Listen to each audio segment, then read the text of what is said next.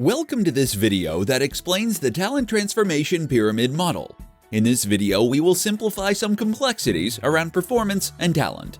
Let's start by looking at what a model is and why it's useful.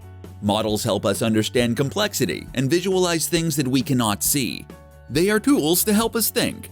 You may be familiar with other models such as Maslow's hierarchy of needs, or the Kirkpatrick model used to elevate the results of training programs.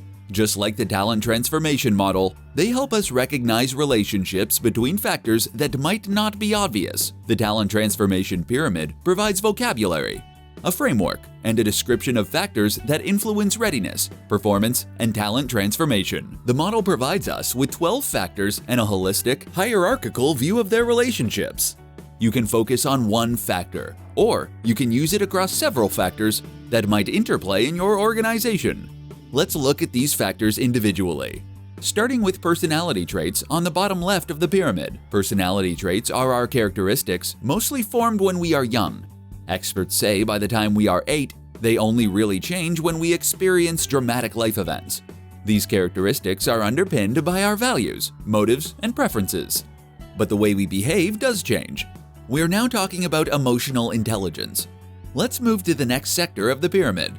As we develop, our emotional intelligence enables us to manage emotions and handle relationships. It's why teenagers tend to be more irresponsible than mature adults. Our life learning experiences inform our emotional intelligence. They enable us to behave more appropriately in different situations. Now, let's switch to the bottom right-hand side of the model. This area considers our physical and cognitive abilities. Physical abilities are about strength, sense of balance, the way we control our movements. Meanwhile, our cognitive abilities are about mental capabilities. They are about our ability to solve problems typically measured by IQ tests. Next to this, we have functional skills. These are motor mechanical skills and cognitive skills. We learn these skills with formal or informal learning experiences. At a basic level, they're about things like learning to walk and talk. More complex skills might be driving a car or writing a book. We use our physical and cognitive abilities to develop our functional skills needed to perform tasks.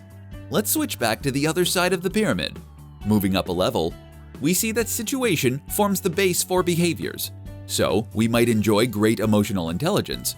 We might be in a role that resonates with our personality traits. But our behavior also depends on our situation. If we're in a bar, working, in a meeting, these situations are different, and we behave differently.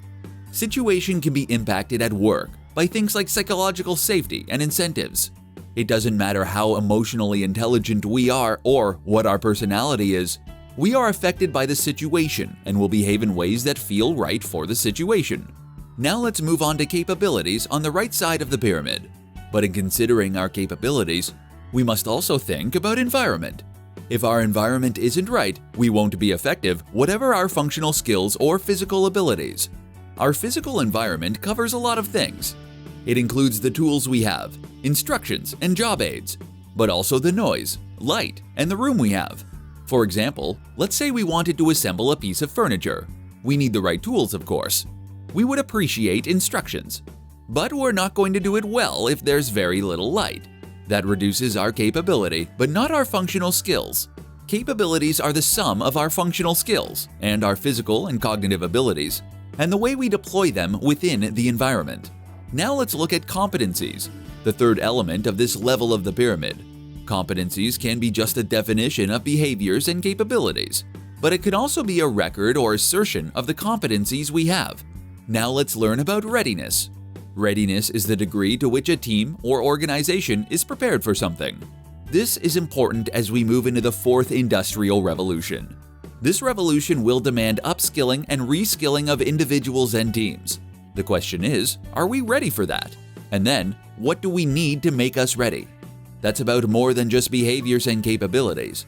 It's about how people feel comfortable with change. From an organization's point of view, it will include leadership, budgets, and support functions. Now we're at the top of the pyramid. Performance outcomes help us recognize how successful we were. For the organization, this will mean monitoring KPIs, key performance indicators, or OKRs, objectives and key results, or in revenues or time to market or customer satisfaction. Assessing outcomes is looking in the rearview mirror. That's what's already happened.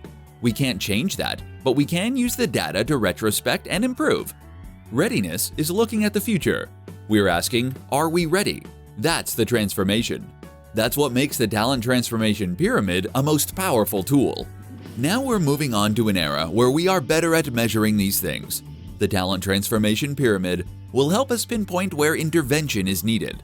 As an example, we might see, from the data, that we are recruiting great people, but they're not behaving the way we expect.